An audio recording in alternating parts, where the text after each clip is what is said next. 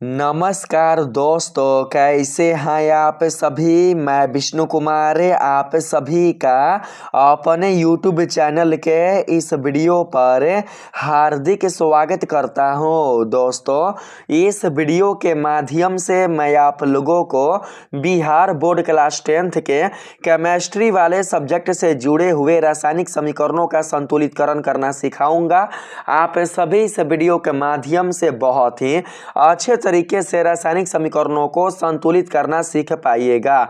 इस वीडियो में मैं आप लोगों को ट्रिक के साथ इस तरीके से बताऊंगा दोस्तों कि आप लोग कभी भी नहीं भूल कर पाइएगा कि रासायनिक समीकरणों को कैसे संतुलित किया जाता है। तो चलिए बिना देर किए शुरू करते हैं अपने आज के इस वीडियो क्लासेज को। दोस्तों, यदि अभी तक आप लोग रासायनिक समीकरणों के संतुलितकरण में गलती करते आए हैं, अगर आप लोगों को अभी भी रासायनिक समीकरणों को संतुलित करने नहीं आता है तो आप सभी इस वीडियो को ध्यान से देखिएगा, क्योंकि इस वीडियो को देखने के बाद अब आप लोगों को बिल्कुल भी कोई भी अन्य वीडियो देखने की आवश्यकता नहीं पड़ेगी, क्योंकि इस वीडियो में आप सभी दोस्तों किसी भी प्रकार का जो रासायनिक समीकरण है उसका संतुलितकरण कर सकते हैं। कैसा भी आपके सामने दोस्तों रासायनिक समीकरण आ जाए असंतुलित वाला, तो आप उसे संतुलित कर सकते हैं। तो चलिए यहां पर सबसे पहले हम सभी ट्रिक को समझ लेते हैं। ठीक है, यहां पर दोस्तों आप इसे ट्रिक बोलिए या फिर आप इसे दोस्तों नियम बोलिए, ये आपके ऊपर है। ठीक है, हम तो यहां पर नियम ही कहेंगे। ठीक है, किसी भी रासायनिक समीकरणों को संतुलित करने के लिए सबसे पहले नियम को समझना बहुत ही ज्यादा जरूरी है। मैं आप लोगों को किताबी नियम नहीं बताने वाला हूं। आप सभी यह मत सोचिएगा कि मैं आप सभी को किताबी नियम बताने वाला हूं या फिर जो पहले का नियम है वो मैं आप लोगों को बताने वाला हूं, जो लॉन्ग नियम है वो मैं आप लोगों को बताने वाला हूं। बहुत ही शॉर्ट तरीके से, बहुत ही आसान तरीके से मैं आप सभी को बताऊंगा दोस्तों रासायनिक समीकरणों का संतुलित करना। तो चलिए यहां पर सबसे पहले हम अपने ट्रिक को समझने का प्रयास करते हैं। ठीक है, देखिए यहां पर सबसे पहले स्टेप 1 में बताया गया है, आप लोग देख लीजिए। बोला जा रहा है स्टेप 1 में आप लोगों को दोस्तों किसी भी असंतुलित रासायनिक समीकरण को संतुलित करने से पहले स्टेप 1 पर आप सभी को ध्यान देना होगा। ठीक है, यहां पर आप देख सकते हैं दोस्तों स्टेप 1 में लिखा हुआ है, सबसे पहले उस पदार्थ से शुरुआत करें जो कॉम्प्लेक्स या यूनिक हो। जो कॉम्प्लेक्स यानी कि यूनिक हो, कहने का मतलब यह हुआ कि अगर दोस्तों रासायनिक समीकरण में कोई पदार्थ ज्यादा तत्व वाला हो, बड़ा हो, कठिन फार्मूला वाला हो, तो सबसे पहले आप लोगों को उसी को संतुलित करना होगा। मैंने यहां पर स्टेप 1 में क्या बताया आप लोगों को, मैंने दोस्तों यहां पर स्टेप 1 में आप सभी को यह बताया कि किसी भी रासायनिक समीकरण को संतुलित करने से पहले आप लोगों को स्टेप 1 को फॉलो करना होगा। स्टेप 1 में दोस्तों कहा जा रहा है, जिस पदार्थ में रासायनिक समीकरण के जिस अभिकारक या प्रतिफल में जिस किसी भी पदार्थ में ज्यादा तत्व हो, जो अभिकारक या प्रतिफल बड़ा हो या कठिन फार्मूला वाला हो, तो सबसे पहले आप सभी को दोस्तों उसी का संतुलित करना है, उसी का संतुलितकरण आप लोगों को करना है। आप एग्जाम्पल में यहां पर देख सकते हैं, लिखा गया है Al2SO4 का होल थ्राइज, KMN4 H3PO4 या फिर Fe2O3। दोस्तों, यदि आप लोगों को रासायनिक समीकरण में ऐसा यौगिक मिलता है या फिर इससे भी बड़ा यौगिक मिलता है, तो आप लोगों को सबसे पहले इन्हीं का संतुलन करना होगा। सबसे पहले आप लोगों को इन्हीं का संतुलित करने का प्रयास करना होगा। अब संतुलित कैसे करेंगे, ठीक है, चलिए हम जान लिए। स्टेप 1 में हमने यह जाना कि रासायनिक समीकरण में जो पदार्थ बड़ा हो, जो पदार्थ कठिन फार्मूला वाला हो या जिसमें ज्यादा तत्व हो, सबसे पहले हम उसी को संतुलित करेंगे। लेकिन संतुलित करने के लिए करेंगे क्या, तो देखिए यहां पर हम सभी दोस्तों स्टेप 2 के नियम को फॉलो करेंगे। स्टेप 2 में जो बताया गया है उसी को हम यहां पर फॉलो करेंगे। ठीक है, अगर दोस्तों आप लोग स्टेप 1 और स्टेप 2 इन दो स्टेपों को आप अच्छे से समझ लेते हैं, तो कैसा भी दोस्तों रासायनिक समीकरण हो आप उसको संतुलित कर सकते हैं। ठीक है, देखिए यहां पर आप देख सकते हैं दोस्तों स्टेप 2 में लिखा गया है, धातु अधातु, अंत में हाइड्रोजन और ऑक्सीजन संतुलित करें। दोस्तों आप लोगों को सबसे पहले धातु को संतुलित करना है, उसके बाद आप लोगों को अधातु को संतुलित करना है, उसके बाद आप लोगों को हाइड्रोजन को संतुलित करना है और सबसे अंत में ऑक्सीजन को संतुलित करना है। दोस्तों अगर आप सभी धातु, अधातु और हाइड्रोजन इन तीन चीजों को अच्छे से आप अगर संतुलित कर देते हैं तो जो ऑक्सीजन है वो दोस्तों ऑटोमेटिक ही संतुलित हो जाएगा।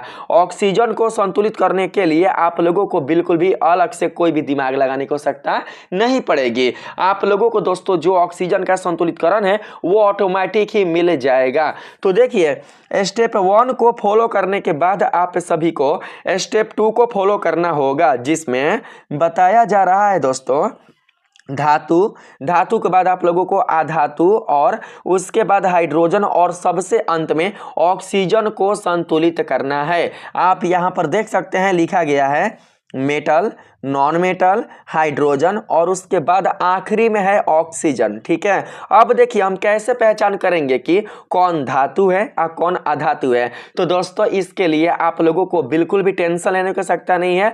अगर आप सभी को दोस्तों किसी तत्व के परमाणु संख्या पता है, अगर आप लोगों को परमाणु संख्या पता है तो आप दोस्तों पता लगा सकते हैं कि वो जो तत्व है वो धातु है या फिर अधातु। जैसे कि हमने यहाँ पर दोस्तों सोडियम लिया, तो आप सभी को पता है दोस्तों कि सोडियम की परमाणु संख्या होता है 11। अगर हम इसका इलेक्ट्रॉनिक विन्यास करें तो दोस्तों हमें मिल जाएगा 2, 8, 1। कहने का मतलब यह हुआ कि इसकी जो संयोजकता होगी वो कितनी होगी, तो वो दोस्तों 1 होगी। सोडियम की संयोजकता कितना, तो दोस्तों 1। इसी प्रकार से दोस्तों अगर हम बात करें मैग्नीशियम का, तो मैग्नीशियम का परमाणु संख्या होता है 12। यदि आप लोग इसके इलेक्ट्रॉनिक विन्यास कीजिएगा तो दोस्तों इलेक्ट्रॉनिक विन्यास मिल जाएगा 2, 8, 2। बाह्यतम कक्षा में उपस्थित इलेक्ट्रॉनों की संख्या कितना है, तो 2। तो यही हो जाएगा इसका दोस्तों संयोजक यानी कि वैलेंसी। तो ये जब वैलेंसी 2 है तो दोस्तों आप यह समझना कि यह मैग्नीशियम की संयोजकता है। ठीक है, अगर बात करें हम यहाँ पर एल्युमिनियम का, तो एल्युमिनियम का परमाणु संख्या होता है 13। अगर आप इसको तोड़ दें, इसका इलेक्ट्रॉनिक विन्यास आप कर दें तो मिलेगा 2, 8 और 3। तो यहाँ पर जो आप दोस्तों 3 देख रहे हैं ना, ये हो जाएगा एल्युमिनियम का संयोजकता, एल्युमिनियम का वैलेंसी। तो दोस्तों मैं आप लोगों को यही कहना चाहता हूँ कि अगर किसी तत्व का संयोजकता 1 प्राप्त होता है, 2 प्राप्त होता है या फिर 3 प्राप्त होता है, यदि किसी तत्व की संयोजकता, किसी तत्व की वैलेंसी 1 प्राप्त होता है, 2 प्राप्त होता है या फिर 3 प्राप्त होता है, तो आप यह समझना दोस्तों कि वह क्या है, तो वह है धातु। क्या है, तो दोस्तों है वो धातु। और उसके बाद यदि किसी तत्व की संयोजकता 4 मिलता है, 5 मिलता है, 6 मिलता है, ठीक है, 5 नहीं मिलेगा, यहां पर देखिए 4 हो जाएगा, 5 दोस्तों नहीं मिलेगा। ठीक है, 5 बहुत मुश्किल से मिलता है। जैसे कि अगर हम 5 नहीं मिलता है दोस्तों, जैसे कि मानकर चलते हैं हम नाइट्रोजन ले लें, नाइट्रोजन, ठीक बाबू, नाइट्रोजन हम ले लें, तो नाइट्रोजन का परमाणु संख्या कितना होता है, तो 7। इसका इलेक्ट्रॉनिक विन्यास करेंगे तो होगा 2 और 5। ठीक है, तो दोस्तों ये 5 इसका क्या है, बाह्यतम कक्षा में उपस्थित इलेक्ट्रॉनों की संख्या है, लेकिन यह इसकी वैलेंसी बिल्कुल भी नहीं है, इसकी संयोजकता बिल्कुल भी नहीं है। बाह्यतम कक्षा में उपस्थित इलेक्ट्रॉनों की संख्या होगा लेकिन संयोजकता नहीं होगा। जब हम 8 को 5 में से घटाएंगे, ठीक है, अष्टक पूरा करने के लिए 8 में से 5 को घटाएंगे तो कितना मिलेगा, 3 मिलेगा। तो यही हो जाएगा दोस्तों क्या, तो संयोजकता।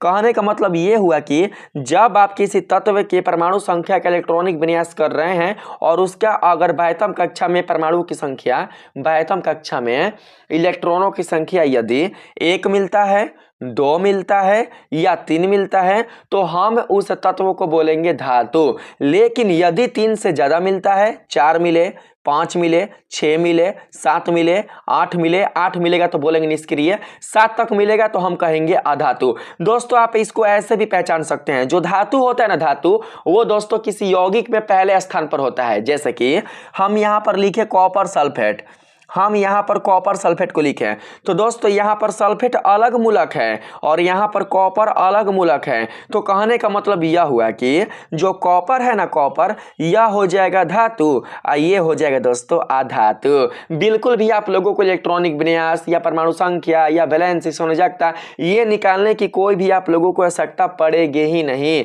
बस दोस्तों आप यहाँ पर पता कर सकते हैं कि कॉपर सल्फेट में सल्फेट है अधातु और कॉपर है धातु। इसी प्रकार से बात करें अगर हम लोग यहाँ पर दोस्तों यहाँ पर बात करें अगर हम लोग मैग्नीशियम ऑक्साइड का, तो मैग्नीशियम ऑक्साइड में मैग्नीशियम हो जाएगा धातु और ऑक्सीजन हो जाएगा अधातु।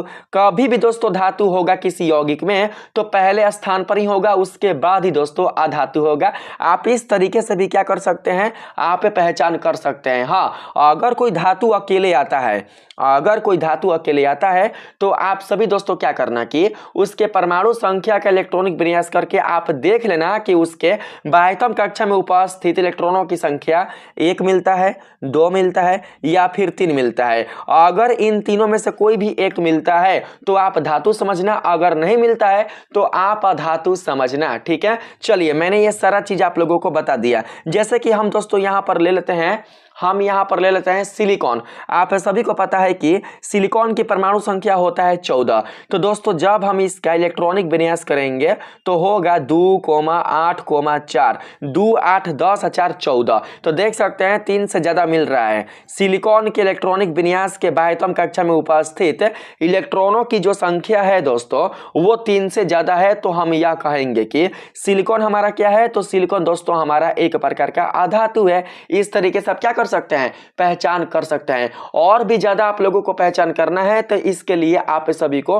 आवर्त सारणी को अच्छे से पढ़ना होगा और साथ ही क्लास 11th को अच्छे से पढ़ना होगा। अगर आप सभी क्लास 11th के केमिस्ट्री को अच्छे से पढ़ लेते हैं, उसका अध्ययन यदि आप सभी अच्छे से कर लेते हैं तो दोस्तों आप लोगों को धातु और अधातु में कंफ्यूजन करने के बारे में आप सोच ही नहीं सकते।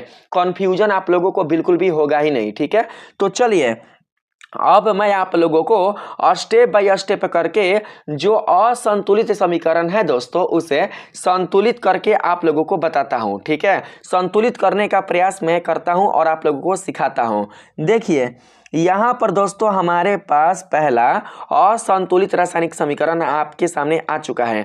हमारे सामने पहला असंतुलित रासायनिक समीकरण है P4O10 + H2O और यहाँ पर अभिक्रिया होके बन रहा है H3PO4। आपको इसका दोस्तों क्या करना है, इसका दोस्तों आप लोगों को संतुलित रासायनिक समीकरण लिखना है। ठीक है, आप सभी को इसको बैलेंस करना है, आप सभी को दोस्तों इसको संतुलितकरण फॉर्म में लाना है। ठीक है, तो कैसे लाएंगे समझना। देखिएगा आप सभी, मैंने आप लोगों को क्या बताया, मैंने आप सभी को यह बताया दोस्तों कि स्टेप 1 में सबसे पहले आप लोगों को उस अभिकारक या प्रतिफल को चुनना है जो काफी कठिन हो, जो काफी बड़ा हो, जिसमें अधिक मात्रा में तत्व आए हो, जिसका सूत्र बड़ा हो, जिसका फॉर्मूला बड़ा हो। सबसे पहले हम उसी को सेलेक्ट करेंगे। तो आप देख सकते हैं दोस्तों इन तीनों में जो बड़ा फॉर्मूला है वो किसका है, तो वो है दोस्तों यहाँ पर आप देख सकते हैं H3PO4 का। किसका, H3PO4 का, यानी कि फास्फोरिक अम्ल का। तो हम सबसे पहले क्या करेंगे कि इसी को संतुलित करने का प्रयास करेंगे। ठीक है, हमने क्या यहाँ पर देखा, हमने स्टेप 1 में सबसे पहले दोस्तों यह देखने का प्रयास किया कि अभिकारक या प्रतिफल में उपस्थित ऐसा कौन सा पदार्थ है जो सबसे कठिन है, जिसका फॉर्मूला काफी बड़ा है, जिसमें तत्व काफी मात्रा में आए हैं। हम सबसे पहले स्टेप 1 में वही देखेंगे। ठीक, तो देखिए यहाँ पर ये बड़ा है ना दोस्तों, यहाँ पर ये बड़ा है ना, तो हम सबसे पहले क्या करेंगे कि इसी को संतुलित करने का प्रयास करेंगे। लेकिन वेट, इसके पहले आप लोगों को क्या करना है, तो स्टेप 2 को फॉलो करना है।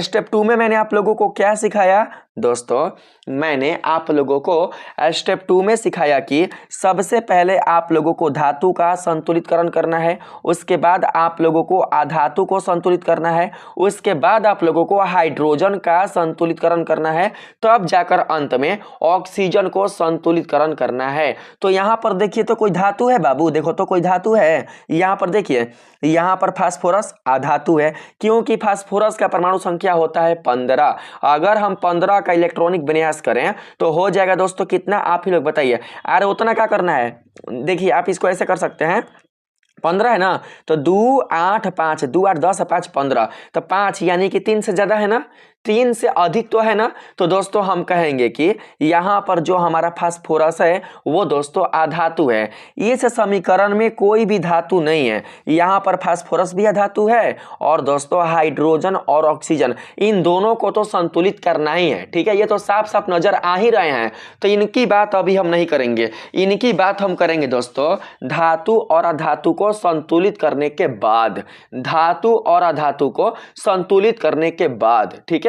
ध्यान से आप लोग समझना, देखिए इसमें हम क्या करते हैं दोस्तों कि इसमें हम लोग फास्फोरस पर ध्यान डालते हैं। देखिए यहां पर दोस्तों फास्फोरस कितना है तो 1 गो, इसमें फास्फोरस कितना है तो 4 गो, इसमें फास्फोरस है 4 गो, इसमें फास्फोरस कितना है तो इसमें दोस्तों फास्फोरस है केवल 1 गो। तो हम क्या करेंगे कि सबसे पहले फास्फोरस को ही संतुलित करेंगे, किसको तो फास्फोरस को। तो दोस्तों यहां पर हम लिख लेते हैं P4O10, ठीक है, अब प्लस में यहाँ पर हो जाएगा H2O, ठीक है, आप फिर यहाँ पर लिख लेते हैं H3PO4, ठीक है, हमने ऐसे लिख लिया। तो दोस्तों यहाँ पर फास्फोरस कितना है 4 गो, इसमें 1 गो, तो हम इसमें 4 से गुणा कर देंगे बाबू, क्या करेंगे सिंपल से 4 से मल्टीप्लाई कर देंगे। अब आप देख सकते हैं कि इधर फास्फोरस को गो है 4 गो, हमारा इधर कितना हो गया, ठीक है, यानी कि RHS में जो फास्फोरस की संख्या है वो कितना हो गया तो वो हो गया दोस्तों 4 गो। अब मैंने आप लोगों को क्या बताया, धातु नहीं है तो छोड़ देंगे, अधातु है तो उसका संतुलितकरण करेंगे, अधातु का संतुलितकरण हो गया, ठीक। उसके बाद क्या करना है, उसके बाद आप लोगों को दोस्तों हाइड्रोजन को संतुलित करना है, हाइड्रोजन को, बिल्कुल भी ऑक्सीजन ना, किसको संतुलितकरण करना है तो दोस्तों आप लोगों को हाइड्रोजन का संतुलितकरण करना है।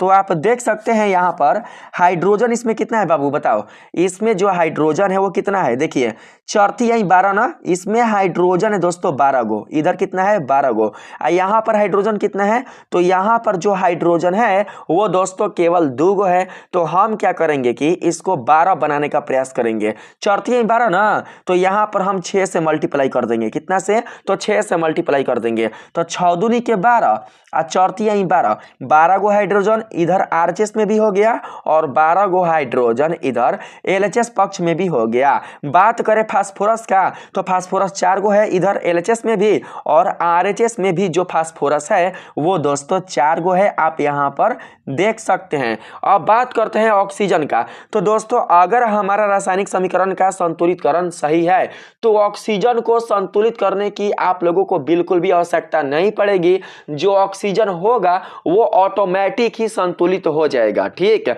देखिए इधर ऑक्सीजन कितना है, यहां पर दोस्तों आप देख सकते हैं ऑक्सीजन है 16 गो, 4 चौके 16, 4 चौके 16, यहां पर देखिए है 16 गो, अरे भैया 6 गो है जा, 6 गो मिल रहा है, देखो तो 6 गो है जा आ 10 गो है जा, तो टोटल को गो होता है 10 गो और 6 गो कौ गो तो 16 गो, तो इधर भी 16 गो हो गया इधर भी 16 गो हो गया। कितना आसान है आप ही बताइए, इसमें क्या आपको दिमाग लगाना है, इसमें कुछ रटना है आप लोगों को, फिर भी आप लोग क्या करते हैं कि रासायनिक समीकरण को संतुलित करने में दोस्तों आप लोग गड़बड़ कर देते हैं, आप ज्यादा समय लगा देते हैं, आप सोच में पड़ जाते हैं कि कैसे संतुलित होगा। आप देख सकते हैं कि दोस्तों देखते ही देखते मैंने यहां पर संतुलित कर दिया। अरे चलिए भाई, अगर आप लोगों को अभी यहां पर एक उदाहरण से समझ में नहीं आया है तो मैं आप लोगों को नेक्स्ट उदाहरण पर लेकर जाता हूं, अगर मैं गलती बता रहा हूं तो स्क्रीनशॉट मार लो भाई, स्क्रीनशॉट मार के आप लोग मिला लेना। देखिए यहां पर इसका आंसर भी दिया है, यहां पर आंसर भी दिया है, आप आंसर देख सकते हैं,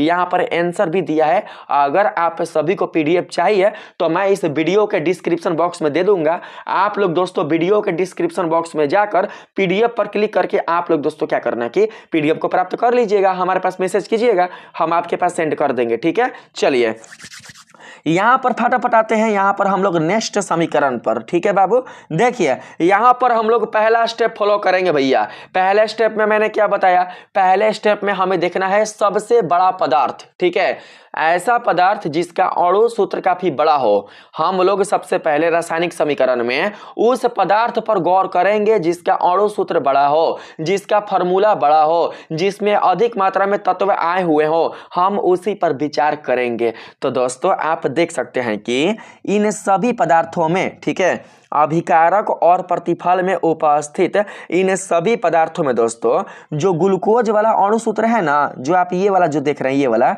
ये दोस्तों अन्य, ठीक है, अन्य पदार्थों की तुलना में, अन्य पदार्थों की तुलना में, अन्य यौगिकों की तुलना में इसका अणु सूत्र काफी बड़ा है कि नहीं बड़ा? बताइए, इसका जो अणु सूत्र है वो दोस्तों काफी बड़ा है। तो हम क्या करेंगे कि इन सभी को छोड़कर सबसे पहले इसी पर विचार करेंगे, इसी पर क्या करेंगे? विचार करेंगे। अब लाएंगे स्टेप 2। स्टेप 1 का काम खत्म भैया, हमने बड़ा फार्मूला वाला जो पदार्थ है उसे पकड़ लिया। हमने दोस्तों यहां पर कठिन फार्मूला वाला या फिर जो बड़ा अणु सूत्र वाला जो पदार्थ है उसे हमने यहां पर पकड़ लिया। अब हमें क्या करना है कि स्टेप 2 को फॉलो करना है भैया, स्टेप 2 को। तो स्टेप 2 में मैंने आप लोगों को बताया है कि अगर धातु है तो हम उसका संतुलितकरण करेंगे, और नहीं है तो उसके बाद अधातु पर आ जाएंगे। तो आप देख सकते हैं दोस्तों कि इसमें धातु कहीं पर है, बताओ धातु है कहीं पर? अरे भैया कार्बन है ना, कार्बन का परमाणु संख्या कितना होता है? अरे भैया कार्बन का परमाणु संख्या होता है 6, तोड़ेंगे तो हो जाएगा 2 4। देख सकते हैं 12वीं कक्षा में उपस्थित इलेक्ट्रॉनों की संख्या है 4, यानी कि 3 से ज्यादा। इसका मतलब यह हुआ कि जो कार्बन है वो बिल्कुल भी हमारा दोस्तों धातु नहीं है, यह एक प्रकार का अधातु है। तो हम क्या करेंगे कि जब धातु नहीं है तो अधातु को ही संतुलित करेंगे, ठीक है। तो देखिए यहां पर दोस्तों हम लिख लेते हैं समीकरण को, CO2 प्लस यहां पर हो जाएगा H2O, ठीक है। फिर हम यहां पर लिख लेंगे C6H12 और फिर यहाँ पर हो जाएगा O6 प्लस यहाँ पर हो जाएगा O2। यही ना समीकरण है जी। चलिए हमने यहाँ पर लिख लिया, ठीक। हम बाबू क्या कर रहे हैं ना कि देखिए जो उंगली है उंगली उसी से लिख रहे हैं। हमारे पास भैया कोई मार्कर फार्कर नहीं है, यहाँ पर डिजिटल बोर्ड वाला हमारे पास यहाँ पर कोई व्यवस्था नहीं है। किसी तरीके से मैं आप लोगों को पढ़ा रहा हूँ, समझा रहा हूँ, ठीक है।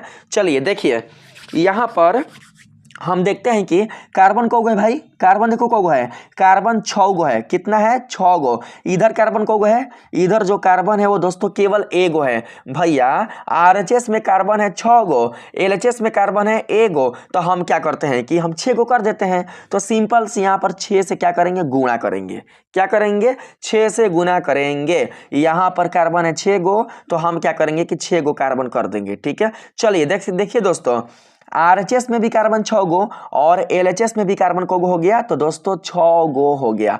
अब क्या करना है कि हम लोगों को हाइड्रोजन पर चले आना है, क्योंकि मैंने आप लोगों को बताया है भाई धातु अधातु, और उसके बाद हमें आना है किस पर? तो हाइड्रोजन पर, और तब अंत में हमें ऑक्सीजन पर आना है। दोस्तों अंत में आप लोगों को ऑक्सीजन पर आने की बिल्कुल भी आवश्यकता पड़ेगी ही नहीं, क्योंकि वो ऑटोमेटिक ही आप लोगों को संतुलित किया हुआ ही मिलेगा, ठीक है। देखिए हाइड्रोजन को है, यहाँ पर जो हाइड्रोजन है वो कौगो है? तो वो है दोस्तों 12 गो। इधर हाइड्रोजन देखते हैं, यहाँ पर RHS में हाइड्रोजन 12 गो है और इधर हाइड्रोजन कौगो है? तो दोस्तों इधर जो हाइड्रोजन है, यहाँ पर देखो आग फाड़ के, यहाँ पर जो हाइड्रोजन है वो दोस्तों 2 गो है। तो क्या करेंगे भैया? हम यहाँ पर इसको भी 12 गो कर देंगे। इधर 12 गो तो इन्हें भी कौगो, तो 12 गो। क्या करेंगे भैया? तो हम यहाँ पर 6 से गुना कर देंगे। जब हम 6 से गुना करेंगे तो देख सकते हैं 6 दूनी के 12, 6 दूनी के 12, तो 12 गो हाइड्रोजन हो गया LHS में भी और 12 गो हाइड्रोजन हो गया RHS में भी। कार्बन तो पहले से ही संतुलित हो ही गया है। अब बात करते हैं ऑक्सीजन का, ठीक है। देखिए इधर ऑक्सीजन को गो 6 गो, यहाँ पर को गो तो 2 गो, 6 व 2 को गो तो 8 गो। RHS में को गो ऑक्सीजन तो भैया 8 गो। ऑक्सीजन का टोटल संख्या को गो तो 8 गो, ठीक है, याद रखना टोटल ऑक्सीजन 8 गो। इधर ऑक्सीजन देखिएगा को गो है 6 दूनी के, यहाँ पर 12 गो, 12 गो ऑक्सीजन है इधर, 6 गो 12 6 टोटल को गो हो गया, 12 6 टोटल 18 गो ऑक्सीजन हो गया। समझ में आ रहा है ना? यहाँ पर 6 गो, ठीक है। मैं आप लोगों को अलग कलर से दिखाता हूँ, ठीक है, समझ में आएगा आप लोगों को। देखिए यहाँ पर 6 गो है ना, 6 गो यहाँ पर ऑक्सीजन, और फिर हम 6 को 2 से गुणा करेंगे तो 12 गो, तो 12 गो और 6 गो टोटल को हो गया ऑक्सीजन 18 गो। लेकिन इधर को गो है 6 गो और 2 गो 8 गो, यानी कि इधर 8 गो है, 10 गो चाहिए। तो 10 गो चाहिए तो इसके लिए क्या करेंगे, हे में 6 से गुणा कर देंगे, 6 दूनी के 12 और 12 6 है, 12 6 18 हो तो गया संतुलित। क्या करना है आप ही बताइए, इसमें कुछ करना है, एकदम से एकदम संतुलित हो गया। ठीक है, बिल्कुल भी दोस्तों आप लोगों को इसमें ज्यादा माइंड नहीं लगाना है, बस इसी रूल को फॉलो करना है, इसी ट्रिक को अपनाना है और संतुलित आप लोगों को कर देना है। ज्यादा समय बिल्कुल भी नहीं लगेगा, पढ़ाई को कबार के एकदम बिक दीजिए। बिल्कुल भी आप लोगों को दोस्तों इसमें ये नहीं सोचना है कि कैसे होगा, बस कर दीजिए। ठीक है, चलिए, अगर आप लोगों को अभी भी समझ में नहीं आया है तो मैं आप लोगों को फिर से एक अगले उदाहरण पर लेकर चलता हूं। देखिए यहां पर मैंने जो भी दोस्तों समीकरण लिया है ना, हल्का हल्का नहीं लिया है, कठिन कठिन लिया है। अगर आप सभी जितने सारे समीकरण आपके सामने आ रहे हैं उन सभी को संतुलित कर देते हैं अपने से, तो दोस्तों कैसा भी समीकरण आपके पास आ जाए असंतुलित वाला, आप उसको संतुलित कर दीजिएगा। क्योंकि मैंने इस वीडियो में दोस्तों हार्ड ही रासायनिक समीकरण वाला फॉर्मूला एग्जाम्पल लिया है। ठीक है, जो कठिन रासायनिक समीकरण है असंतुलित वाले, उसी को हमने इस वीडियो में शामिल किया है, ताकि इसके नीचे जो भी हल्के हल्के होंगे रासायनिक समीकरण असंतुलित वाले, वो आपको संतुलित करने में बिल्कुल भी प्रॉब्लम ना करे। ठीक है, चलिए यहां पर देखिए, यहां पर आप देख सकते हैं इसमें है क्या भैया, तो इसमें हम लोग देखेंगे बड़ा अणु सूत्र वाला, बड़ा अणु सूत्र वाला। ठीक है, वैसा पदार्थ सेलेक्ट करेंगे जिसका अणु सूत्र बड़ा हो। ठीक है, जिसमें अधिक मात्रा में तत्व आए हो, जिसका फार्मूला बड़ा हो, हम उसी को सेलेक्ट करेंगे। तो भैया इन चारों में कौन बड़ा है भैया बताओ तो, इन चारों में बड़ा है हमारा ये वाला। कौन, तो ये वाला। ठीक है, आप लोग याद रखना, यहां पर हो जाएगा हाइड्रोजन सिलिकेट, इसको क्या बोलेंगे, हाइड्रोजन सिलिकेट। ठीक है, तो दोस्तों यही बड़ा है। अब देखिए धातु है इसमें, देखो तो धातु है, बिल्कुल भी ना। मैंने आप लोगों को बताया ना, सिलिकॉन का परमाणु संख्या होता है 14, 14 को तोड़ेंगे तो हो जाएगा भैया 2 8 4, देख सकते हैं बाह्यतम कक्षा में उपस्थित इलेक्ट्रॉनों की संख्या है 4। इसका मतलब यह हुआ कि सिलिकॉन हमारा है अधातु, धातु नहीं है, तो अधातु को हम लोग क्या करेंगे, संतुलित करने का प्रयास करेंगे। ठीक है, देखिए यहां पर आप देख सकते हैं दोस्तों, सिलिकॉन को है एगो, इधर सिलिकॉन को है तो एगो। चलिए बहुत ही अच्छा, सिलिकॉन एगो है, इधर सिलिकॉन एगो है, तो छोड़ देंगे। अब हमारे पास नेक्स्ट धातु कौन है, तो क्लोरीन। क्लोरीन क्या है, वो भी दोस्तों एक प्रकार का अधातु है। क्लोरीन का परमाणु संख्या होता है 17, तोड़ेंगे तो होगा 2 8 7, देख सकते हैं बाह्यतम कक्षा में उपस्थित इलेक्ट्रॉनों की संख्या 3 से ज्यादा है, मतलब अधातु है। तो हम क्या करेंगे कि सिलिकॉन के बाद डायरेक्ट चले आएंगे क्लोरीन पर, ना कि हाइड्रोजन पे। हाइड्रोजन दोस्तों क्या होगा, अधातु के बाद आएगा। हालांकि हाइड्रोजन दोस्तों अधातु ही है, लेकिन आपको दोस्तों अधातु के बाद ही हाइड्रोजन पर आना है। ठीक है, चलिए यहां पर क्लोरीन को है एगो, इधर क्लोरीन को है 4 गो, तो हम इसको क्या करेंगे 4 बना देंगे। हे में 4 डालेंगे, हे में कितना डालेंगे 4, लिख लेते हैं। ठीक है, यहां पर लिख लेते हैं, हम क्या करते हैं, लिख लेते हैं SiCl4, बढ़िया से चलियो नहीं रहा है SiCl4 प्लस में यहाँ पर हो जाएगा H2O, ये हो गया अभिक्रिया, यहाँ पर हो जाएगा H4 SiO4। ठीक है, प्लस में हो जाएगा HCl। ठीक है, नीचे हम लिख देते हैं HCl। समझना है आप लोग थोड़ा सा, ठीक है, समझने का आप लोग प्रयास कीजिएगा। ठीक, तो देखिए क्लोरीन को है इधर, इधर क्लोरीन को है 4 गो, इधर को है तो एगो, तो क्या करते हैं, हमें 4 से गुणा कर देते हैं।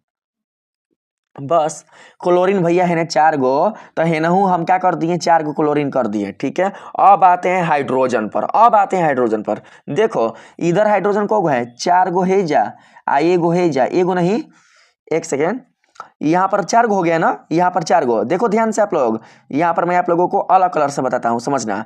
इधर को गो हाइड्रोजन तो 4 गो, और फिर इधर को गो तो 4 गो, 4 गो 4 गो 8 गो, लेकिन इधर को गो है तो 2 गो, तो इसको भी 8 गो करना होगा। तो सिंपल से क्या करेंगे, हम इसको 8 गो कर देंगे, तो 4 से मल्टीप्लाई, कितना से, तो 4 से। तो देखो 4 गो है और 4 गो है, 4 4 8 गो हाइड्रोजन, यहाँ पर गुना कर देंगे तो 4 दूनी 8 गो हाइड्रोजन। अब देखते हैं ऑक्सीजन को। ठीक है, ऑक्सीजन देखिए LHS में कितना है, 4 गो है ऑक्सीजन LHS में। LHS में टोटल जो ऑक्सीजन है वो कितना है, तो वो है दोस्तों 4 गो। अब हम आते हैं RHS में। RHS में देख सकते हैं टोटल ऑक्सीजन कौ गो, तो 4 गो। हो गया, ऑटोमेटिक हो गया, करने की आवश्यकता नहीं पड़ा आप लोगों को, ऑटोमेटिक ही दोस्तों इसमें आप सभी का ऑक्सीजन का संतुलितकरण हो गया। तो इसी तरीके से तो करना है। समझ में आ गया आप लोगों को? चलिए, अगर अभी भी समझ में नहीं आया है तो मैं आप लोगों को एक और उदाहरण पर लेकर चलता हूं। ये आंसर है, ये आंसर, ठीक है, PDF में आप लोगों को मिल जाएगा, ये आंसर है। चलिए यहां पर आते हैं हम सभी, ठीक है। चलिए बताइए तो इसमें से हम किस पर आएंगे, इन सभी पदार्थों में हम किस पदार्थ पर विचार करेंगे जो बड़ा अणु सूत्र वाला होगा, ठीक है, जिसका फॉर्मूला काफी कठिन होगा, उसी पर चलने का प्रयास करेंगे। तो दोस्तों आप देख सकते हैं कि इन पांचों में जो बड़ा अणु सूत्र वाला पदार्थ है वो है सोडियम कार्बोनेट। कौन? तो सोडियम कार्बोनेट। हम क्या करते हैं कि सोडियम कार्बोनेट पर ही विचार करते हैं। यहां पर हम बाबू लिख लेते हैं, यहां पर लिख लेते हैं Na2CO3 प्लस में HCl, अभिक्रिया हो जाएगा NaCl प्लस में हो जाएगा यहाँ पर H2O प्लस हो जाएगा CO2। चलिए लिखा गया। अब देखो ध्यान से, यहां पर दोस्तों हम आएंगे किस पर, तो पहले धातु पर। धातु है इसमें, देखो तो सोडियम, मैंने आप लोगों को बताया था ना, सोडियम धातु है। सोडियम क्या है, तो धातु। तो पहले धातु को संतुलित करेंगे भैया। इधर धातु कौगो है, इधर कौगो है, दुगो, इधर कौगो है, एगो। तो हम क्या करेंगे, दुगो, तो हेजा 2 से गुणा कर देंगे। पहले धातु को संतुलित करेंगे, पहले धातु को संतुलित करेंगे, ठीक है। दुगो इधर है तो हम RHS में भी दुगो कर देंगे, ठीक है। हो गया, धातु संतुलित हो गया। अब आते हैं अधातु पर। किस पर, तो अधातु पर, ठीक है। देखिए सोडियम के साथ जो अधातु है ना उस पर विचार करेंगे, धातु के साथ जो अधातु है उस पर विचार करेंगे। इन आगे चले आएंगे हम कार्बन पर। कार्बन भी तो धातु है, लेकिन अभी उस पर ना, जो इसके साथ जुड़ा हुआ धातु है सबसे पहले हम इसी पर विचार करेंगे, ठीक है। तो देखिए सोडियम के साथ जुड़ा हुआ अधातु है कौन, तो क्लोरीन। तो क्लोरीन कौगो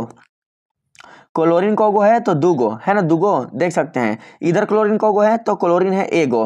तो हम क्या करेंगे, 2 से गुणा कर देंगे, 2 से गुणा कर देंगे। तो इधर भी क्लोरीन दुगो, इधर भी क्लोरीन दुगो। अब आते हैं हम लोग किस पर, तो अब हम आते हैं कार्बन पर। अभी हाइड्रोजन ना, किस पर, तो कार्बन पर, डायरेक्ट कार्बन पर। देखिए यहाँ पर कार्बन कौगो है एगो, इधर कार्बन कौगो है तो एगो। देखो भैया हम कलर चेंज कर दे रहे हैं। कार्बन हेजा कौगो है एगो, देख सकते हैं हेजा कार्बन एगो है, तो यहाँ पर भी कार्बन कौगो है तो एगो। दोनों तरफ LHS और RHS दोनों तरफ ही कार्बन एगो है, तो छोड़ देंगे, ठीक है। कार्बन में कोई छेड़छाड़ ना। अब आते हैं हम लोग हाइड्रोजन पे। तो हाइड्रोजन देखिए यहां पर दोस्तों आप देख सकते हैं LHS में जो हाइड्रोजन है वो दोस्तों कौगो है, तो दुगो, ठीक है। अब बात करते हैं RHS में। RHS में बात करते हैं तो देख सकते हैं RHS में हाइड्रोजन कौगो है, तो दुगो। दिखाई दे रहा है आप लोगों को, यहाँ पर हाइड्रोजन कौगो है तो दुगो। तो LHS में भी दुगो और RHS में भी दुगो। तो हाइड्रोजन भी क्या है, तो ऑटोमेटिक ही दोस्तों संतुलित है। ऑटोमेटिक नहीं मतलब हमने किया तो ये हो गया, ठीक है। अब बात करते हैं हम लोग यहाँ पर ऑक्सीजन पर। ऑक्सीजन कौगो है यहाँ पर, देखो 3 गो ना, ऑक्सीजन कौगो है 3 गो, यहाँ पर कौगो है दुगो, एगो है में, तो टोटल कौगो 3 गो। दिखाई दे रहा है, देखो दुगो हेजा है, एगो जल के साथ है, ठीक है, एगो जल के साथ है, दुगो कार्बन डाई यानी कार्बन के साथ है। तो दुगो एगो 3 गो, हेमे कौगो, एहू में 3 गो। तो हो गया संतुलित। कितना आसान है आप ही बताओ, समय लग रहा है करने में, बताइए। बिल्कुल भी समय नहीं लग रहा है, आराम से आप कर सकते हैं। तो मुझे उम्मीद है कि आप लोगों को समझ में आया होगा। अब बात करते हैं नेक्स्ट आगे। देखिए इसमें हम बात करते हैं तो दोस्तों इसमें हम क्या करेंगे, सबसे कठिन वाला जो अणु सूत्र है, सबसे जो बड़ा फार्मूला वाला जो पदार्थ है उस पर हम विचार करेंगे। पहला स्टेप, उसे भूलना नहीं है, ठीक है, पहला स्टेप। तो इसमें सबसे बड़ा अणु सूत्र वाला कौन पदार्थ है बताओ तो? इन सभी में सबसे बड़ा अणु सूत्र वाला जो पदार्थ है वो दोस्तों कौन है, तो ये वाला हाई वाला है भैया, हमारा हाई वाला, ठीक है, हाई वाला। बस ट्रिक को याद रखना, जो हम बता रहे हैं नियम को समझना भैया। ये वाला क्या है, तो ये वाला दोस्तों बड़ा है। तो क्या करेंगे, हम इसमें चलेंगे और इसमें देखेंगे कि कोई धातु है, तो धातु नहीं है, क्योंकि कार्बन क्या है, कार्बन अधातु है। तो हम कार्बन को ही दोस्तों संतुलित करने का प्रयास करेंगे, ठीक है। देखिए आप लोग यहाँ पर समझने का प्रयास कीजिएगा। लिख देते हैं C7H6O2 प्लस O2 यहाँ पर, फिर हो जाएगा CO2 प्लस H2O लिख दिए। ठीक, चलिए कार्बन को है इधर, देखो तो कार्बन इधर को है 7 गो, इधर कार्बन को है तो एगो, तो हम 7 गो कर देंगे, कार्बन को संतुलित कर देंगे। इधर हो गया 7 गो तो इधर भी कहोगो, तो इधर भी हो गया 7 गो। ठीक है, अब चले आते हैं हाइड्रोजन पर। हाइड्रोजन देखते हैं, हाइड्रोजन यहाँ को है, देखो तो हेजा हेजा हेजा को हाइड्रोजन है। यहाँ पर मैं आप लोगों को बताता हूँ, देखो यहाँ हाइड्रोजन को तो हाइड्रोजन 6 गो, तो हाइड्रोजन है LHS में 6 गो। अगर हम बात करें दोस्तों इधर, तो आप देख सकते हैं RHS में हाइड्रोजन केवल 2 गो है, को गो है तो 2 गो है, तो हम इसको भी 6 गो करेंगे। इधर 6 गो तो हेनाऊ 6 गो करेंगे, तो इसके लिए हम क्या करेंगे, तो 3 से गुना, क्या करेंगे 3 से गुना, तो 3 दूनी के 6 हेनाऊ 6। अब बात करते हैं ऑक्सीजन पर। ठीक है, देखो LHS में ऑक्सीजन को गो 2 गो आ 2 गो, टोटल को गो 4 गो। LHS में ऑक्सीजन 4 गो है। बात करें हम लोग यहाँ पर RHS में, तो RHS में ऑक्सीजन को गो, देखो 7 दूनी के 14 आ 3 गो है जा, 7 दूनी के 14 3 गो है जा को गो, तो 14 3 होता है कितना 17 गो, 14 3 कितना 17 गो। RHS में टोटल जो ऑक्सीजन है वो दोस्तों 17 गो है, कौ गो 17 गो, देख सकते हैं 3 गो है जा, 3 गो है जा आ 7 दूनी के 14, तो 14 3 कितना होता है तो 17। तो हमें क्या करना है कि इधर भी दोस्तों इस साइड भी हमें 17 गो ऑक्सीजन लाना है। तो कुछ भी नहीं, देखो यहाँ पर पहले से 2 गो ऑक्सीजन है, 2 गो ऑक्सीजन पहले से है, तो हमें क्या करना है कि यहाँ पर किसी तरीके से 15 गो ऑक्सीजन लाना है। 15 गो हमें क्या करना है, यहाँ पर हमें लाना है। तो सिंपल से कुछ ना, हम क्या करेंगे कि 15 और हाफ ले लेंगे, 15 हाफ। समझने का प्रयास कीजिएगा दोस्तों, इसको हम हटा देते हैं। देखिए यहाँ पर हमें क्या करना है, यहाँ पर हमें 15 को लाना है, समझ रहे ना। हमने बता दिया आप लोगों को सब संतुलित है, टोटल संतुलित है, मैंने आप लोगों को एग्जांपल के माध्यम से बता चुका है। ठीक है, गड़बड़ मत करना, अगर समझ में नहीं आ रहा है तो फिर से वीडियो को पीछे कर लीजिएगा, ठीक, और समझिएगा।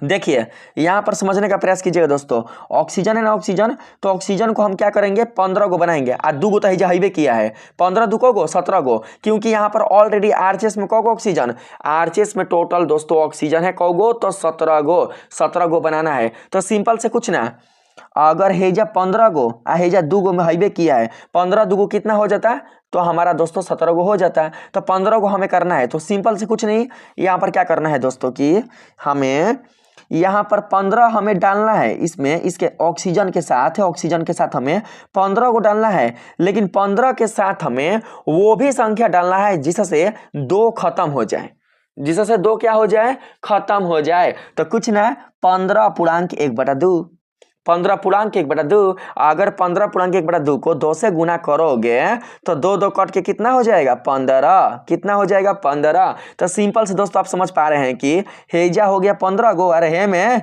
समझना ना, देखना ध्यान से गौर से समझो, इधर हो गया 15 गो, ठीक है, कैसे, तो है 2 आ 2 कट जाएगा गुणा करने पर, तो 15 गो है जा आ 2 गो है जा, तो 15 गो आ 2 गो कौ गो 17 गो, कंप्लीट तो हो गया। इसमें क्या करना है, दिमाग लगाना है, आप ही बताइए, हो गया कंप्लीट। अरे अभी भी समझ में नहीं आया, एकदम समझ में आ गया होगा आप लोगों को, नहीं आया है तो चलिए एक और एग्जांपल है, आते हैं, देख लो यहाँ पर 15 का था कितना होता है, अरे रुकना रे भाई,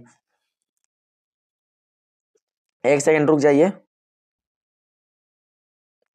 हाँ देख सकते हैं यहाँ पर 15 का था कितना होता है 7.5, 7.5 को 2 से गुणा कीजिएगा तो 15 ही आएगा, 7.5 दूनी 15 होता है, ठीक है, 7 दूनी 14, 5 का 2 गुना हो जाएगा 1, तो 7 दूनी 14 15 हो जाएगा। ठीक है, चलिए इसमें आते हैं दोस्तों, बताइए इसमें सबसे बड़ा अणु सूत्र वाला कौन सा यौगिक है, कौन सा पदार्थ है भैया। तो आप देख सकते हैं दोस्तों इन सभी पदार्थों में से जो सबसे बड़ा और कठिन अणु सूत्र वाला जो पदार्थ है वो है दोस्तों हमारे अभिकारक का पहला वाला पदार्थ है, यानी कि Fe2SO4 का होल्थराइज वाला। ठीक है, Fe2SO4 का होल्थराइज वाला।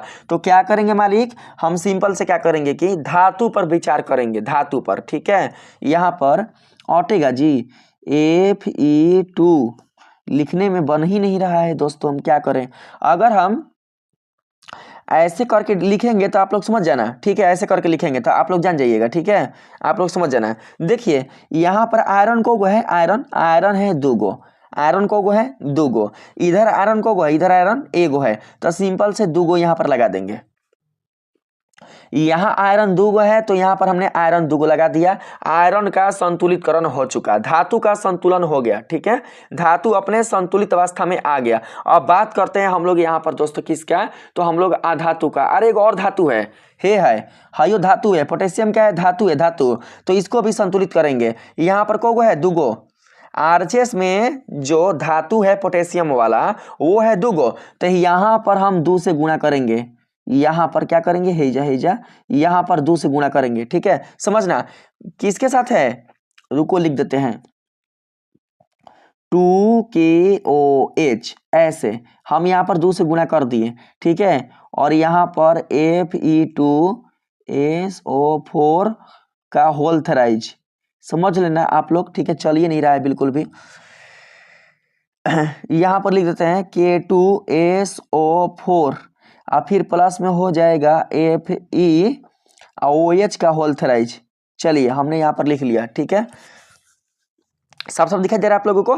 तो देखिए दोस्तों आयरन तो कंप्लीट है, मैंने यहाँ पर आयरन में क्या किया, 2 से गुणा कर दिया। चलिए आयरन तो कंप्लीट है, 2 से हमने यहाँ पर गुणा कर दिया। पोटेशियम भी कंप्लीट हो गया, 2 के पोटेशियम 2, और यहाँ पर भी आरएचएस में भी पोटेशियम 2 हो गया, ठीक है। अब आते हैं हम लोग अधातु पर। तो धातु कौन है, यहाँ पर देखिए सल्फेट को गो, देखो सल्फेट पूरा का पूरा को है 3 गो, सल्फेट 3 गो, हेमे को है 4 गो, हेमे 4 गो, हेमे को 3 गो। तो भैया हम क्या करेंगे कि यहाँ पर दोस्तों देखिए यहाँ पर गड़बड़ हो चुका है। यहाँ सल्फेट है 4 गो और यहाँ सल्फेट है 3 गो। तो कुछ नहीं करना है आप लोगों को, ठीक है। बस आप सभी को क्या करना है कि इसका जो गुणांक आप देख रहे हैं ना 3, इस सल्फेट का जो आप गुणांक 3 देख रहे हैं, इस 3 को क्या करना है कि आपको के आगे लगा देना है। क्या करना है, के आगे लगा देना है। अब ऐसा सिचुएशन आइए गया तो यहाँ पर आप लोगों को थोड़ा सा चेंजिंग करना ही है, ठीक है। चेंजिंग क्या करना है समझ में नहीं आ रहा है, बताओ आप लोग। यहाँ पर देखो, यहाँ पर आप देख सकते हैं सल्फेट है, यहाँ पर सल्फेट है, एक सेकंड, सल्फेट एगो है, एगो ओनली फॉर एगो है, और यहाँ पर 3 गो। उतना करने की जरूरत नहीं पड़ेगा, उतना करने की कोई जरूरत नहीं पड़ेगा बिल्कुल भी आप लोगों को। यहाँ पर सल्फेट है 3 गो, एक सेकंड रुक जाओ, कैसे हम लिखे समझ नहीं आता है, थोड़ा सा बाबू रुक जाइए। आपने यहाँ पर जाना ना, यहाँ पर आयरन कितना था 2 गो, तो हमने यहाँ पर कितना डाला बाबू समझना, यहाँ पर हमने आयरन 2 गो डाल दिया, ठीक है। पोटेशियम 2 गो है ना, यहाँ पर 1 गो है ना, तो हमने यहाँ पर 2 गो लिखा, 2 पोटेशियम हमने यहाँ पर डाल दिया, 2 पोटेशियम हमने ऐड कर दिया। समझ में आया आप लोगों को। अब देखिए हमने यहाँ पर देखा कि जो सल्फेट है, सल्फेट क्योंकि सल्फेट क्या है, अधातु, ठीक है। सल्फेट जो है मैंने बताया आप लोगों को धातु से सटा हुआ जो अधातु है उस पर ध्यान देना है, धातु से सटा हुआ जो अधातु है उस पर, ठीक है। लेकिन सभी धातु को संतुलित करने के बाद, धातुओं को संतुलित करने के बाद, तो हमने धातुओं को संतुलित कर दिया, आयरन और पोटेशियम दोनों अपने संतुलित फॉर्म में आ चुके हैं। तो सल्फेट है 3 गो, यहाँ पर सल्फेट है 1 गो, तो क्या करेंगे दोस्तों हम लोग यहाँ पर 3 से गुणा करेंगे। समझना, पोटेशियम के स्थान पर क्या होगा, 3 से गुना होगा, 3 से, क्योंकि है ना 3 गो है ना, तो इधर भी हम क्या करेंगे 3 से गुना कर देंगे। तो हमारा जो सल्फेट होगा वो कितना हो जाएगा, तो वो हो जाएगा दोस्तों 3 गो। अब देखिए जब हमने 3 से गुणा कर दिया तो पोटेशियम को हो गया 3 दूनी के 6 गो, पोटेशियम टोटल को हो गया दोस्तों, पोटेशियम हो गया 6 गो। तो हम क्या करेंगे कि 2 के स्थान पर 6 लिखेंगे, 2 के स्थान पर क्या लिखेंगे, आप यहां पर समझने का प्रयास कीजिएगा। देखिए मैं आप लोगों को बताता हूं, 2 के स्थान पर क्या होगा दोस्तों, 2 के स्थान पर यहां पर आप देख सकते हैं 2 के स्थान पर होगा 6, ठीक है। तो 3 दूनी के 6, यहां पर हो गया 6, तो 6 गो इधर भी पोटेशियम और 6 गो इधर भी पोटेशियम, और साथ ही 3 गो इधर भी सल्फेट है, 3 गो इधर भी सल्फेट है, और यहाँ पर आप देख लीजिए अलग कलर से 3 गो दोस्तों इधर भी सल्फेट देख सकते हैं, 3 गो इधर भी सल्फेट हो गया ना संतुलित। अब आते हैं हाइड्रोजन पर, अब हाइड्रोजन पर आते हैं। हाइड्रोजन इधर को है, देखो 6 गो हाइड्रोजन है, कौ गो भैया 6 गो हाइड्रोजन है। तो इधर देखिए तो इधर को हाइड्रोजन है, इधर दोस्तों देखो आयरन के पास हमने 2 लिखा है ना, आयरन के पास 2 गो, तो 2 को 3 से गुणा करेंगे कितना हो जाएगा, 2 3 6, इधर भी हाइड्रोजन को हो गया तो 6 गो हो गया ना बाबू। हाइड्रोजन को गो तो हाइड्रोजन हो गया दोस्तों 6 गो। समझ रहे हैं ना आप लोग, मैं क्या आप लोगों को बता रहा हूं, हाइड्रोजन हो गया कितना 6 गो, क्योंकि आयरन के पास हमने क्या डाला है पहले से 2 डाला है। क्यों डाला है तो क्यों डाला है मैंने ये चीज आप लोगों को बता चुका। ठीक, अब आते हैं ऑक्सीजन पर। देखो ऑक्सीजन को गो है, ऑक्सीजन ऑक्सीजन है दोस्तों को गो तो 6 गो। ऑक्सीजन को गो 6 गो, 6 गो ऑक्सीजन। तो यहाँ पर देखो, यहाँ पर ऑक्सीजन मिलेगा आप लोगों को 6 गो। देखिए जब हाइड्रोजन है 3 गो तो दोस्तों ऑक्सीजन भी कोगो हो जाएगा, ऑक्सीजन भी हो जाएगा दोस्तों कोगो, तो 3 गो। ठीक है, तो दूती आई 6। देखो ना ऐसे, देखो यहाँ पर 2 डाले हैं ना, तो जब 2 डाले हैं तो 2 गो इधर आयरन है ना, 2 गो यहाँ पर भी आयरन है ना, तो जब हम 2 को जब हम 3 से गुणा करेंगे तो 2 को हम 3 से गुणा करेंगे तो ऑक्सीजन हो जाएगा दोस्तों कितना 6 गो, हाइड्रोजन कितना हो जाएगा तो दोस्तों 6 गो। तो 6 गो हाइड्रोजन आप लोगों को यहाँ पर दिखाई दे रहा है, क्योंकि यहाँ पर हमने 6 डाला है तो 6 गो हाइड्रोजन हो ही गया, यहाँ पर 6 गो हाइड्रोजन आ ही रहा है। और बात करें इधर 6 गो ऑक्सीजन का, इधर को ऑक्सीजन है, इधर ऑक्सीजन है 6 गो, तो इधर भी तो 6 गो हो गया, नहीं हो गया संतुलित है? बताइए क्या इसमें मिस्टेक करना है आप लोगों को। अगर आप सभी सपोर्ट करते हैं, अगर आप सभी मेरे वीडियो को शेयर करते हैं, लाइक करते हैं खूब, अगर आप सपोर्ट करते हैं तो हम क्या करेंगे कि बोर्ड पर भी आकर आप लोगों को बहुत ही अच्छे से बताएंगे। ठीक है, चलिए यहाँ पर आते हैं हम लोग। देखो यहाँ पर आप सभी देख सकते हैं, यहाँ पर दोस्तों यह क्या है, तो यह है उसका आंसर। ठीक है, अब चले आते हैं नीचे। बे यार ये तो मोबाइलों लिए हैं हुए किस्म क्या, सड़ले गुजरल मोबाइल है। ठीक है बाबू, अब आते हैं हम लोग इसमें। देखिए बताओ कठिन कौन है, कठिन कठिन बताओ कौन है कठिन, इसमें कौन है? लिखने वाला कुछ रहता ना बहुत अच्छा रहता। इसमें कठिन कौन है? तो भैया हमको लगता है कि कठिन, देखो ये भी है कठिन और कठिन ये भी है। ठीक है, दोनों ही कठिन है अपने आप में, लेकिन सबसे बड़ा कठिन हमें यही लग रहा है, क्योंकि इसमें तो बाबू आप देख सकते हैं बाबू, इसमें क्या है ना कि एगो यहाँ पर अधातु है और एगो धातु है, और इसमें क्या है कि इसमें भी एगो धातु एगो धातु है। हाँ हाँ ठीक है, चलिए ना इसको और इसको, इन दोनों में से किसी एक को आप ले सकते हैं, आपकी इच्छा के ऊपर है। तो क्या करते हैं ना हम बाबू इसी को लेते हैं, और इसको लीजिए चाहे इसको लीजिए, दोनों में तो कैल्शियम है, दोनों में क्या है तो कैल्शियम है। ठीक है, तो देखो आप सभी यहाँ पर आप लोग समझने का प्रयास कीजिएगा। ठीक है, देखिए यहाँ पर कैल्शियम को गो तो यहाँ पर कैल्शियम है 3 गो, यहाँ पर को कैल्शियम है तो एक भी ना, हमें धातु को संतुलित करना है तो हम क्या करते हैं कि कैल्शियम के स्थान पर 3 लगा देते हैं। क्या लगा देते हैं? 3 लगा देते हैं, तो हमारा हो जाएगा 3CaSiO3। ठीक है, आप देख सकते हैं 3 गो कैल्शियम इधर है तो 3 गो कैल्शियम इधर भी है। ठीक है, चलिए अब बात करते हैं हम लोग यहाँ पर दोस्तों, सिलिकॉन भी अधातु है, फास्फोरस भी अधातु है, तो हम यहाँ पर फास्फोरस पर बात करते हैं। फास्फोरस पर बात करते हैं अभी। एक सेकेंड, ये भी अधातु है, सिलिकॉन भी अधातु है और ये भी अधातु है, दोनों अधातु है। हाँ कोई बात नहीं है, चलिए फास्फोरस को गो देखो तो फास्फोरस है 2 गो। ठीक है, इसमें फास्फोरस को गो है तो इसमें फास्फोरस है 4 गो, फास्फोरस 2 गो नहीं है, यहाँ पर 3 है ना, तो जब 3 है, एक सेकेंड यहाँ पर एक सेकेंड रुकिएगा आप लोग, हम बाबू आप लोगों को गलती नहीं बता रहे हैं। ठीक है, थोड़ा सा मोबाइल में मिस्टेक हो जा रहा है, हमें लगा कि हमने यहाँ पर 3 डाला है, जबकि मैंने आप लोगों को बताने के लिए 3 यहाँ पर डाला है। ठीक है, हमने कहा है आप लोगों को कि इसमें 3 है, ऐसा ना कि इसमें 3 दोस्तों हमने डाला है। ठीक है, तो इसलिए दोस्तों आप लोग यह समझना कि यहाँ पर जो फास्फोरस है ना वो कोगो है, तो यहाँ पर देखो पहले हम क्या करते हैं, इसमें 3 डाल लेते हैं, 3 हमने ऐड कर दिया, समझना बाबू, हमने यहाँ पर 3 डाल दिया। ठीक है, कैल्शियम के साथ में, तो देखो यहाँ पर PO4 है ना, तो फास्फोरस को गो है तो फास्फोरस है दोस्तों 2 गो, यहाँ पर फास्फोरस को गो है तो फास्फोरस है दोस्तों 4 गो, फास्फोरस है 4 गो है में फास्फोरस को गो है तो 2 गो। क्या करना पड़ेगा यहाँ पर हमें दोस्तों 2 से गुणा करना पड़ेगा, 2 से। हाँ भैया 2 से गुना करना पड़ेगा, 2 से गुना करेंगे तो हमारे पास फास्फोरस कितना मिलेगा तो दोस्तों 4 गो मिल जाएगा, क्योंकि यहाँ पर भी क्या गो है तो 4 गो है। ठीक है, बदलना पड़ेगा। ठीक है, अगर अधातु में संतुलित नहीं हो पा रहा है, कहने का मतलब कि अगर आगे चलकर संतुलित करने में थोड़ा सा बाधा आ रहा है तो स्थिति के अनुसार आप लोगों को बदलना होगा संख्या।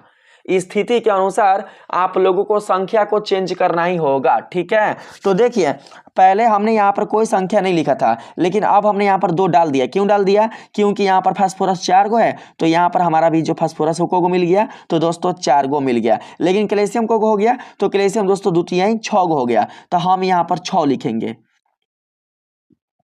मैं आप लोगों को बताता हूँ मिटाकर।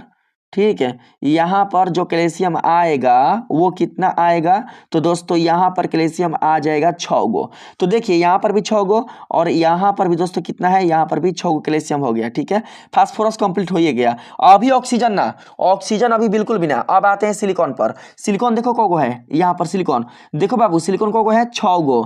क्यों? क्योंकि हमने यहाँ पर 6 लिखा है। तो सिलिकॉन जब 6 गो है तो येहू में कौगो आएगा मालिक, तो येहू में आएगा बाबू 6 गो। ठीक है, देखो इधर कौगो सिलिकॉन तो 6 गो, इधर कौगो सिलिकॉन तो 6 गो, तो पूरा कंप्लीट हमारा संतुलित है। फास्फोरस भी कंप्लीट हो गया, कैल्शियम भी कंप्लीट हो गया, सिलिकॉन भी कंप्लीट हो गया। अब आते हैं ऑक्सीजन पर। देखते हैं कि ऑक्सीजन ऑटोमेटिक संतुलित है या हमें कोफिशिएंट लगाकर करना पड़ेगा। ठीक है, गुणांक कुछ डालकर करना पड़ेगा। तो देखिए बाबू, इसमें ऑक्सीजन को गो टोटल ऑक्सीजन को गो दुदुनी के, यहाँ पर समझो, देखो मैं अलग पेन से बताता हूँ आप लोगों को, यहाँ पर देखने का प्रयास कीजिएगा। दुदुनी के 4, एक सेकेंड, दुदुनी के 4 कहाँ से रे मदे, 4 दूनी के 8 तो पहले से है ऑक्सीजन।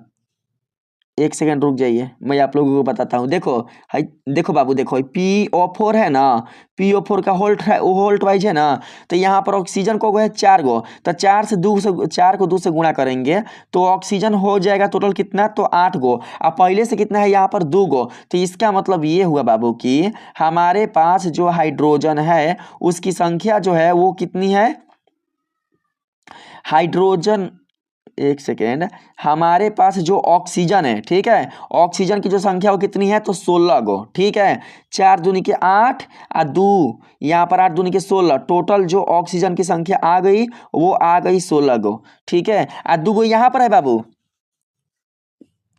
6 दूनी के 12, यहाँ देख सकते हैं 6 दूनी के 12। एक सेकेंड, समझ में आ रहा है ना आप लोगों को? यहाँ पर हमने बाबू 6 डाला था। ठीक है, तो 6 को 2 से गुणा करेंगे तो 12 गो ऑक्सीजन यहाँ पर हो गया।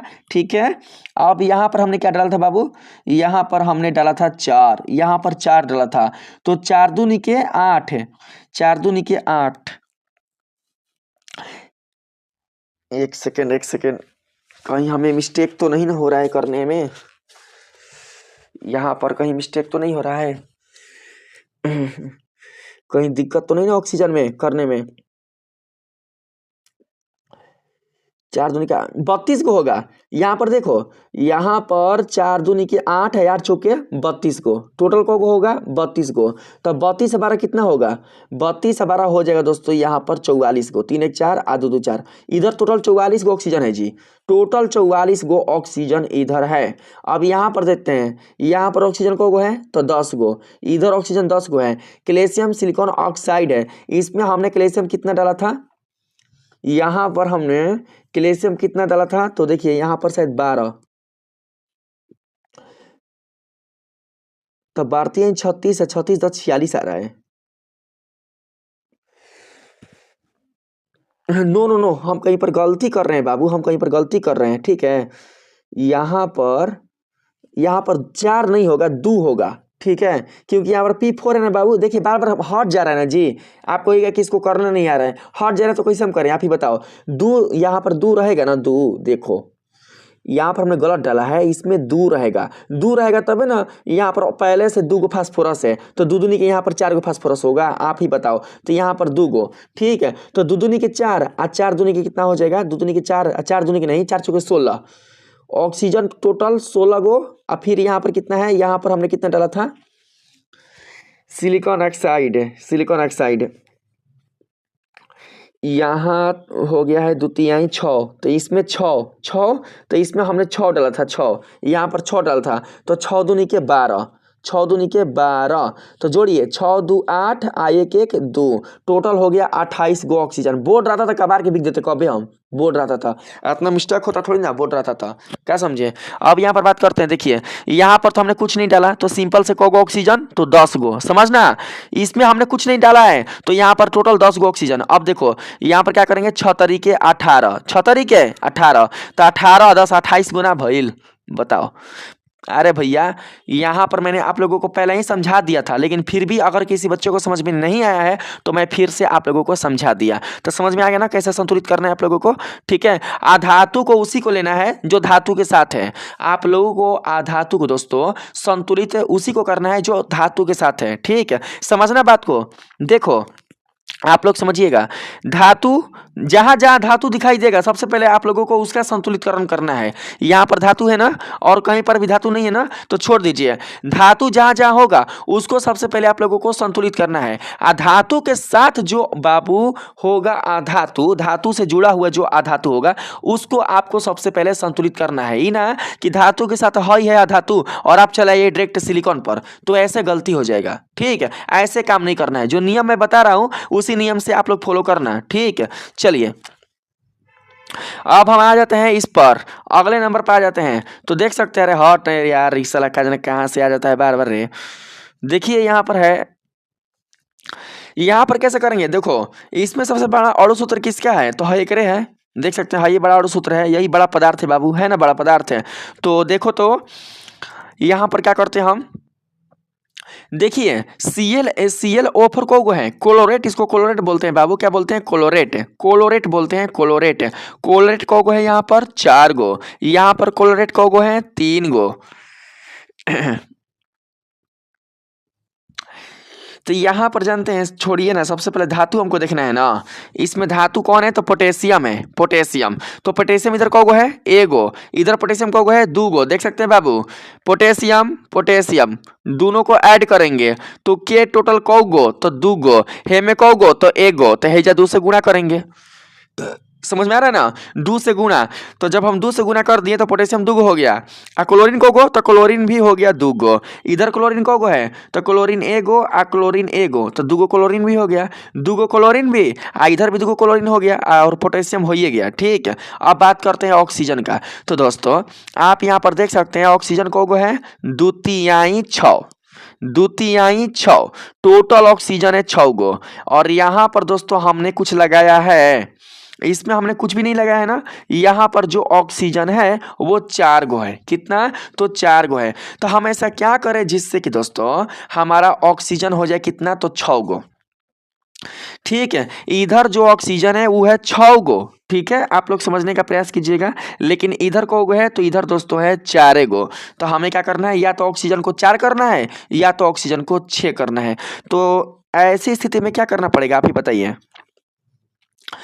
2 से कर नहीं सकते इधर गुणा, 3 से गुणा कर नहीं सकते हैं, बैलेंस गड़बड़ा जाएगा। तो कुछ भी नहीं करना है भैया, आप लोगों को सिंपल से क्या करना है ना, देखिए ऑक्सीजन का गुणांक कितना है बताओ तो बाबू।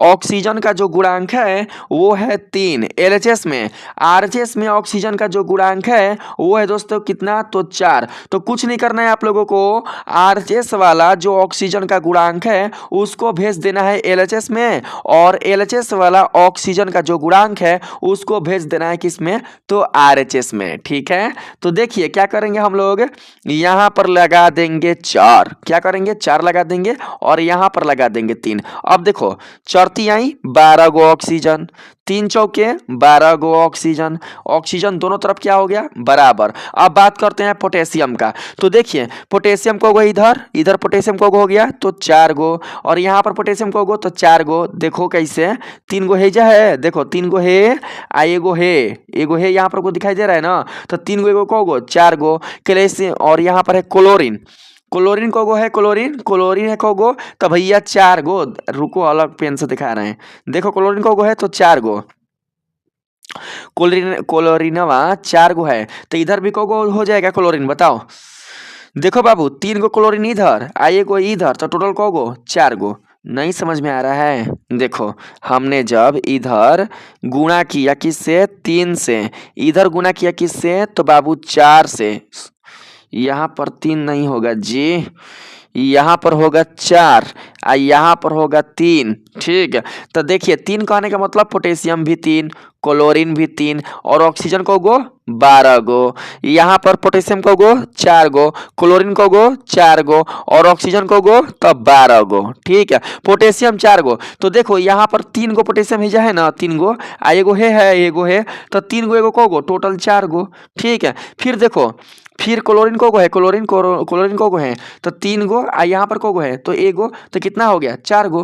तो 4 गो इधर भी है क्लोरीन और 4 गो आपका इधर भी आ गया क्लोरीन। बुझा गया आप लोगों को? ठीक है, देखिए बाबू यहाँ पर हमने क्या किया है कि 3 से मल्टीप्लाई किया है, तो 3 गो क्लोरीन है आएगो क्लोरीन यहाँ पर है, तो 3 गो आएगो कितना 4 गो ना भइल मदे, बताओ ना, हो गया। चलिए अब आ जाते हैं इसमें अब हम आ जाते हैं इसमें, देखते हैं क्या है। देखिए तो इसमें हम किसको उठाते हैं, इसमें दोस्तों हम ले लेते हैं इसको। ठीक है, इसको ले लेते हैं, लिखते हैं Al2, अरे बड़ा अणुसूत्र है ना लिखा पाएगा इतना में। क्या करेंगे, धातु को संतुलित करेंगे पहले। एल्युमिनियम को गो, तो एल्युमिनियम है 2 गो ना, इधर एल्युमिनियम को गो है तो एगो ना, तो क्या करेंगे एल्युमिनियम को संतुलित करेंगे क्योंकि एल्युमिनियम धातु है। पहले धातु का संतुलितकरण होगा बड़ा अणुसूत्र में, इन्हें सभी में बड़ा अणुसूत्र है ये वाला है। ठीक है, आप इसको लो चाहे इसको लो, आपकी इच्छा के ऊपर है। ठीक है, तो हम क्या करते हैं इसको ले लेते हैं। तो दोस्तों एल्युमिनियम 2 गो, तो हम इसमें क्या करेंगे 2 से गुणा करेंगे, 2 से गुणा कर देंगे तो इधर एल्युमिनियम 2 गो हो गया, तो इधर भी एल्युमिनियम क्या हो गया, यहाँ पर भी 2 गो हो गया। ठीक है, तो जब एल्युमिनियम 2 गो हो गया तो अब हम बात करते हैं यहाँ पर सल्फेट का। सल्फेट नहीं, कैल्शियम, एक और यहाँ पर भी ये धातु है, धातु को ही पहले संतुलित करना है। कैल्शियम कितना है एगो, यहाँ पर कैल्शियम कितना है एगो। चलो भैया ठीक है, दोनों तरफ कैल्शियम का जो नंबर है वो बैलेंस है, दोनों तरफ कैल्शियम अपने संतुलित फॉर्म है, तो कैल्शियम को छोड़ देंगे। अब आते हैं हम लोग यहाँ पर क्या, तो दोस्तों अब हम आ जाते हैं अधातु पर। तो देखिए एल्युमिनियम के साथ अधातु कौन है, तो सल्फेट। सल्फेट कौन है दोस्तों, सल्फेट को है, सल्फेट को है 3 गो। देखो यहाँ पर सल्फेट कोगो है तो 3 गो, नंबर दिखाई दे रहा है ना, 3 है ये जा, यहाँ पर नंबर देख रहे हैं ना 3, तो सल्फेट है 3 गो। यहाँ पर सल्फेट कोगो है तो इसमें सल्फेट है दोस्तों एगो, इसमें है 3 गो। देखो पहले ध्यान से पहले देखो, यहाँ पर जो सल्फेट है SO4 का होल थराइज है ना, तो इसका मतलब सल्फेट कोगो तो 3 गो, लेकिन इसमें सल्फेट कोगो है तो केवल एगो। तो हम क्या करेंगे कि यहाँ पर 3 लगा देंगे, तो यहाँ पर भी सल्फेट कोगो हो जाएगा 3 गो, लेकिन कैल्शियम हो जाएगा कितना 3 गो। तो जब कैल्शियम हो जाएगा 3 गो तो यहाँ पर 3 लगा देंगे। इसमें कितना था, तो इसमें दोस्तों 2 था। ठीक है, क्योंकि इधर 2 गो एल्युमिनियम है तो इधर भी 2 गो एल्युमिनियम हो गया, तो कैल्शियम यहाँ पर आप देख सकते हैं हमने 3 यहाँ पर लगा दिया और यहाँ पर भी हमने 3 लगा दिया, दोनों तरफ कैल्शियम का जो नंबर वो बैलेंस हो गया। अब बात करते हैं यहाँ पर हम लोग हाइड्रोक्साइड का, क्योंकि ऑक्सीजन और हाइड्रोजन दोनों एक ही साथ है। ठीक है, हाइड्रोक्साइड को है 3 को 2 से गुणा करेंगे भैया, 3 दूनी के है ना, यहाँ पर 2 नंबर देख सकते हैं, यहाँ पर 2 नंबर है ना छिपा हुआ, तो 3 को OH का होल ट्वाइज है ना भाई, होल ट्वाइज है ना, आ 3 है, ये 3 है 3, तो 3 को 2 से गुणा करेंगे तो कौगो हाइड्रोक्साइड, तो 6 गो हाइड्रोक्साइड लिख देते हैं, बढ़िया ले 6 गो हाइड्रोक्साइड। यहाँ पर 3 को 2 से गुणा करेंगे तो देखो मैं अलग पेन से आप लोगों को दिखाता हूँ। देखिए 3 को 2 से गुणा करेंगे तो 6 गो, यहाँ पर बाबू 2 डाले हैं ना, तो 2 को 3 से गुणा करेंगे तो कौगो हो जाएगा हाइड्रोक्साइड, तो 6 गो हो जाएगा, तो दोनों तरफ संतुलित हो गया। कितना दोस्तों कम समय में हो गया, आप ही बताइए कितना आसान है। और इसी में आप लोग दोस्तों लेट कर रहे हैं कि कैसे बनेगा, नहीं हो पाएगा। कितना दोस्तों ये आसान है आप लोगों के लिए। एक और है, एक यहाँ पर इसको देख लेते हैं, पूरा का पूरा कंप्लीट कर देते हैं। ये तो हो गया ना, चलिए अब इसमें हम आने का प्रयास करते हैं। देखिए दोस्तों इसमें क्या है, इसमें बड़ा अणुसूत्र लेते हैं तो हाई वाला है। ठीक है, हाई वाला है बड़ा अणुसूत्र। अब हम बात करते हैं किस पर, तो अधातु पर। तो अधातु हो जाएगा आयोडीन। कौन होगा, तो आयोडीन। देखिए इधर आयोडीन कहोगो तो एगो, हेजा कहोगो तो 2 गो, तो भैया हे में हम 2 से गुणा कर देंगे, हेने 2 गो है ना, यहाँ पर 2 गो है ना, तो यहाँ पर हम 2 से गुणा कर देंगे। समझ में आ रहा है आप लोगों को? तो चलिए 2 गो आयोडीन हो गया। अब बात करते हैं हम लोग सल्फर का। सल्फर को गो है, सल्फर एगो, एगो है ना, इधर कौगो है तो इधर भी एगो। ठीक, सल्फर को छोड़ देते हैं। अब चले आते हैं हाइड्रोजन पर। तो देखिए हाइड्रोजन इधर कौगो, देखो हाइड्रोजन कौगो, तो हाइड्रोजन दूगो। जब दूगो है दोस्तों आयोडाइड, आप इसको ऐसा लिख सकते हैं 2HI। कहने का मतलब है कि जब दूगो आयोडीन है तो दूगो हाइड्रोजन भी होगा। बताया समझ में? आ दूगो ऑलरेडी इधर भी है, तो दो आ दो टोटल कौगो, दो आ दो टोटल हो गया दोस्तों हाइड्रोजन कौगो, तो 4 गो। ठीक है, अब यहाँ पर देखते हैं, यहाँ पर हाइड्रोजन कौगो है, तो यहाँ पर जो हाइड्रोजन है वो दूगो है, यहाँ पर भी कौगो है तो दूगो है, तो दो दो कौगो 4 गो, इधर भी 4 गो, इधर भी 4 गो। ऑक्सीजन पर चले जाते हैं, तो ऑक्सीजन कितना है, तो दोस्तों यहाँ पर ऑक्सीजन है 4 गो, कौगो तो 4 गो। यहाँ पर ऑक्सीजन कितना हो जाएगा, यहाँ पर ऑक्सीजन दो ही गो है ना, नहीं, यहाँ पर ऑक्सीजन 4 गो है, यहाँ पर केवल एक ही है।